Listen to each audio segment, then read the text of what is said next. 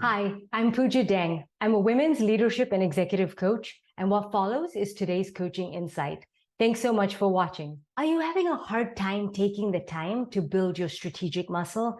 Like you're so in the weeds with the team that reports to you and developing and coaching them and executing on the deliverables that you simply don't have time to step away, do some deep work, think at the 20,000-foot level.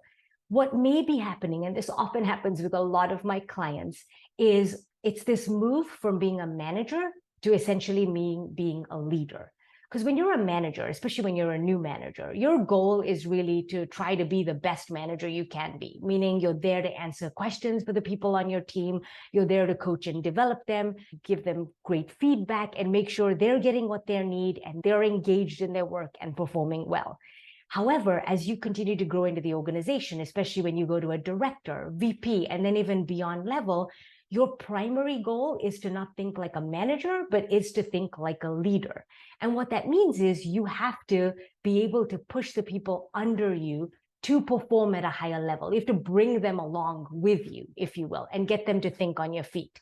Now, the challenge that happens is, when you go from being a new manager to managing people, and especially if everyone on your staff loves you, because this tends to happen, it's really hard to let go of sort of going in and having that nurturing, rescuing mentality and or coaching and developing others, right? And then usually it comes at the cost of your ability to grow.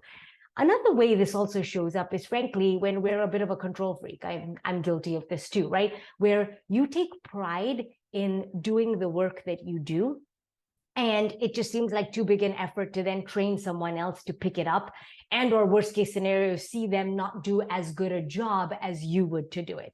I will say though, this inability to delegate and sort of, again, pass the baton, let someone lean in and step up and kind of learn is the number one reason you're not going to have time to build the leadership strategic muscles you need to continue to grow. So I will ask you that if you're like in the phase of, I don't have time to do this big picture thinking, I don't have time to network and build relationships, I would ask you to kind of look to your team and say, am I delegating enough?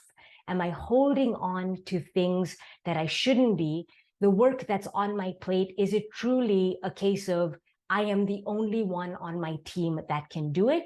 And is that the best use of my time, right? So in the first case, if you're the only one as a manager that can do it, it's time to have a senior person on your team trained up to speed, right? Get them up to speed and train them. Now, it's going to be difficult, don't get me wrong, because the person you teach is not going to do it as well as you do, and definitely not going to do it in the same way you do. But this is where there's growth for both of you and for the task at hand. They may come up with a new way of doing something, which, hey, may even be better, right? There may be some inefficiencies that were there in place that are then corrected.